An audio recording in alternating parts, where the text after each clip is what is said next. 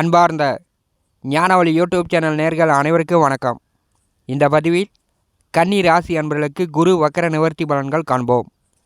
வருகின்ற டிசம்பர் மாதம் 31ஆம் தேதி குருபகான் மேச ராசி அசுவினி நட்சத்திரம் 4ஆம் பாதத்தில் வக்கரம் நிவர்த்தி அடைந்து நேர்கதியில் முன்னோக்கி செல்லப் போகிறார். ஒரு 120 நாட்களாக வக்கரகதியில் பின்னோக்கி சஞ்சாரம் செய்து கொண்டிருந்தார். ஜனவரி, பிப்ரவரி, மார்ச், ஏப்ரல் ஒரு 4 மாதத்தில் குருபகான் ரிஷபராசிக்கு பெயர்ச்சியாக போகிறார். கன்னி ராசி அன்பர்களுக்கு எந்த மாதிரியான பலாபலன்கள் நடக்கும் என்பதை இந்த பதிவில் காண்போம். நம்முடைய சேனலில் 27 நட்சத்திர அன்பர்களுக்கும் வாக்கிய பஞ்சாங்கப்படி சனி பெயர்ச்சி பலன்கள் பதிவிட்டுள்ளோம். 2024 வருட ஆங்கில புத்தாண்டு பலன்கள் பதிவிட்டுள்ளோம். தேவைப்படுவோர் பார்த்து பயன்பெறுங்கள். நம்முடைய சேனலை பார்த்து கொண்டிருக்கக்கூடிய அன்பர்கள், இதுவரை சப்ஸ்கிரைப் செய்யாத அன்பர்கள் மறக்காமல் சப்ஸ்கிரைப் செய்து கொடுக்க இருக்கின்ற ஆல் பட்டனை அழுத்திங்க. நன்றி. கோச்சாரத்தில் குருபகான் 3, 6, 8, 12 ஜென்ம ராசியில் வருவது சாதகமற்ற அமைப்பு. இது எல்லா ராசிக்குமே 9 நவகிரகங்களில் குருபகான் தான் தனக்காரகன்.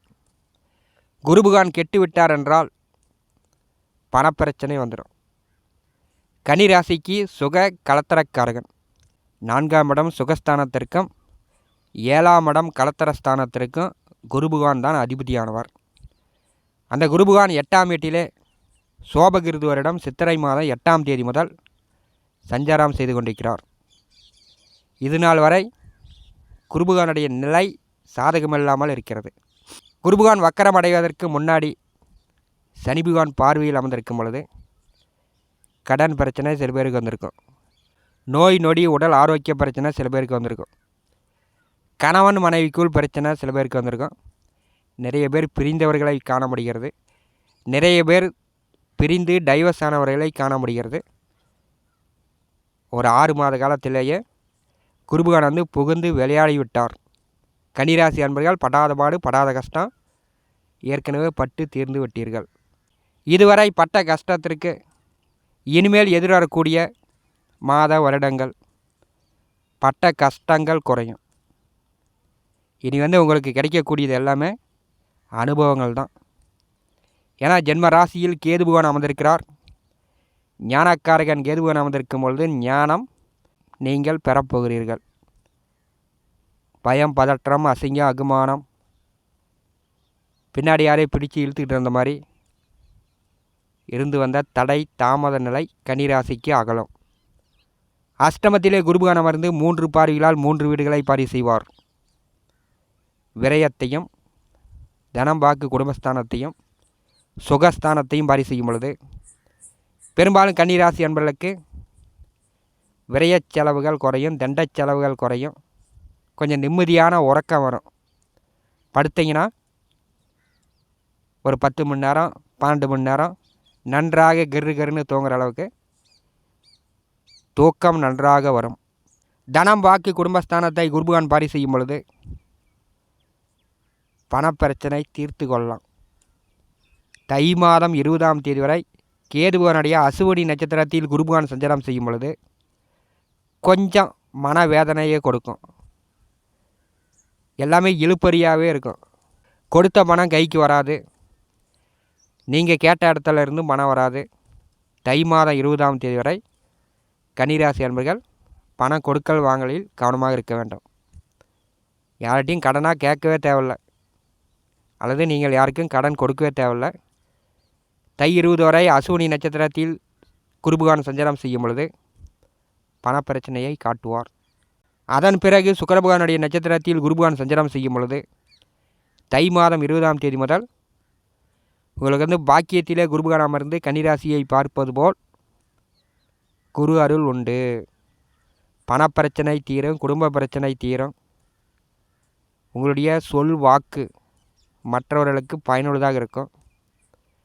இதுவரை கோபதாபங்களுடன் பேசி குடும்ப நபர்களையோ சொந்த பந்த உறவுகளையோ சுற்று வட்டார பகுதியில் இருக்கக்கூடியவர்களையோ அண்ணன் தம்பிகளையோ கணவன் மனைவிக்கிடையோ எல்லாமே ஒரு குழப்பங்கள் வர மாதிரியான பேச்சுவார்த்தையாக கன்னிராசி அன்பர்களுக்கு இருந்திருக்கும். 2ஆம் வீட்டை குருபகான் பாரி செய்யும் பொழுது தை மாதம் 20ஆம் தேதிக்கு பிறகு தன்மை வரும், பணம் வரும், குடும்ப பிரச்சனை தீரும். குரு பகவானுடைய 9ஆம் பார்வை 4ஆம் வீட்டிற்கு விழுகிறது. வீடு, மனை, வண்டி, வாகனம் விரைய செலவுகள் குறையும். ஒரு சிலர் புதுசாக வீடு கட்டலாம். ஒரு சிலர் வாடகை வீட்டில் இருக்கக்கூடியவர்கள் நல்லடமாக வேறு வீட்டுக்கு இடம் பெயரலாம். வேலை விஷயமா, தொழில் விஷயமா வெளியூர், வெளியிடம், வெளிநாடு சார்ந்த வேலை தொழில் வாய்ப்புகளும் சில கன்னிராசி அன்பர்களுக்கு அமையும்.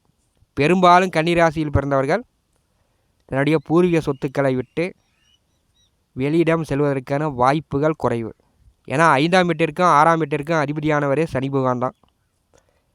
பூர்வீக சொத்துக்களில் உங்களுக்கு அளவுக்கு அதிகமான காதல் ஈர்ப்பு இருக்கும். அதனால் பூர்வீக சொத்துக்களை விட்டு பெரும்பாலான கன்னிராசி அன்பர்கள் வெளியிடம் செல்வதற்கான வாய்ப்புகள் குறைவு. காலபுருஷனுக்கு 11ஆவது வீட்டில், கன்னிராசிக்கு 6ஆவது வீட்டில் 30 வருடத்திற்கு பிறகு சனி பகவான் ஆட்சி பலம் பெற்று, சத்ருஸ்தானாதிபதி ஆட்சி பலம் பெற்று சஞ்சாரம் செய்யும் பொழுது சத்ரு ஜெயம், பகை, நோய், கடன், வழக்கு, வில்லங்கம் இந்த மாதிரி தேவையில்லாத பிரச்சனைகளை சனி பகவான் அடித்து நொறுக்க போகிறார். கன்னிராசிக்கு இதைவிட பெரியளவு யோகம் தேவையில்லை. சனி பகவான் பார்வையில் முதல் 4 மாத காலம் குரு பகவான் அமர்ந்திருக்க போகிறார். ஏற்கனவே எல்லா பிரச்சனையும் கன்னிராசி அன்பர்கள் சித்திரை மாதம் முதல் புரட்டாசி வரை அனுபவித்து விட்டீர்கள். இனிமேல் சனி பகவான் பார்வையில் குரு பகவான் அமர்ந்திருக்கும் பொழுது அஷ்டம அவஸ்தைகள் குறையும். தள்ளி நின்ற, எட்டி நின்ற, தூரமாக நின்ற, விலகிச் சென்ற உறவுகளாக இருந்தாலும் சரி, நண்பர்களாக இருந்தாலும் சரி, சொந்த பந்தமாக இருந்தாலும் சரி, கணவன் மனைவியாக இருந்தாலும் சரி, உறவாடும் காலம் கன்னிராசி என்பதற்கு கூட நெருங்கி வந்து கொண்டிருக்கிறது. ஏன்னா பிரிவினையும் சனி பகவான் தான், ஒன்று சேர்த்து வைக்கக்கூடியவரும் சனி பகவான் தான். குரு பகவான் பாக்கியத்தை நோக்கி நெருங்கி வந்து கொண்டிருக்கும் பொழுது கன்னிராசி அன்பர்கள் சகலவித சம்பத்துகளும் அனுபவிக்கப் போகிறீர்கள் மிக விரைவில். சனி பகவான் கோச்சாரத்தில் 6ஆம் வீட்டில் அமர்ந்திருப்பது நிலபுல அசையா சொத்துக்கள் வாங்கலாம், நல்ல வேலை அமைத்து கொள்ளலாம், நல்ல தொழில், நிரந்தரமான வருமானங்களை ஏற்படுத்தி கொள்ளலாம். கன்னிராசிக்கு மிக மிக அற்புதம். ஜென்ம ராசியிலே கேது பகவான் அமர்ந்திருக்கிறார். கண்டிப்பாக அடுத்த 18 மாத காலம் நீங்கள் ஞான நிலையை அடைவீர்கள். 18 வருடத்திற்கு ஒரு முறை ஜென்ம ராசியில் கேது பகவான் வருவார். ஞானத்தை தருவார். நண்பர்கள், உறவினர்கள், தொழில் பார்ட்னர்கள், வேலை செய்யக்கூடிய இடம், தொழில் செய்யக்கூடிய இடம், ஒற்றார் உறவினர்கள் அனைவரையும் புரிந்து கொள்ளக்கூடிய ஒரு நிலையை கேது பகவான் கண்டிப்பாக கொடுப்பார். கன்னிராசி அன்பர்கள் தினம் தினம் என்ன நடக்கிறது அப்படின்னு புரிந்து அடுத்த 18 வருட காலம் நீங்கள் யாரை பார்த்தும் எதற்கும் ஏமாற மாட்டீர்கள். இது உறுதியாக சொல்லலாம். நேர் 7ஆம் வீட்டிலே ராகு பகவான் அமர்ந்திருக்கிறார். குடும்ப நபர்களை தவிர மற்றவர்களை நம்பாதீர்கள். குடும்ப நபர்களை தவிர மற்றவர்களை நம்பாமல் இருக்கும் பொழுது பணம், பொருள், நகை இப்படி ஏமாறாமல் இருக்கலாம். கொஞ்சம் கவனமாக இருக்கணும். கணவன் மனைவிக்குள் பிரச்சனை இல்லாமல், பிரிவினை இல்லாமல் சுமூகமாக 2 பேரும் கனிவாக பணிவாக நடந்து கொண்டாலே ராகு கேதுவால் பிரச்சனை இல்லாமல் நீங்களே தீர்த்து கொள்ளலாம். கன்னி ராசிக்கு ஞானம் தந்து கேது பகவான் வளமாக்கப் போகிறார். இந்த காணொலியை பற்றி உங்களுடைய மரண கருத்துக்களை நம்முடைய கமெண்ட் பாக்ஸில் பதிவு செய்யுங்கள். என்னுடைய ஜோதிட கணிப்பிற்கு மிகவும் பயனுள்ளதாக இருக்கும். நண்பர்களே, நம்முடைய சேனலை பார்த்து கொண்டிருக்கக்கூடிய அன்பர்கள், இதுவரை சப்ஸ்கிரைப் செய்யாத அன்பர்கள் மறக்காமல் நம்முடைய சேனலை சப்ஸ்கிரைப் செய்து கூட இருக்கின்ற ஆல் பட்டனை அழுத்திங்க. தினந்தோறும் ஜோதிட பலன்கள் பதிவிடப்படும். உடனுக்குடன் பார்த்து பயன்பெறுங்கள். நன்றி, வணக்கம்.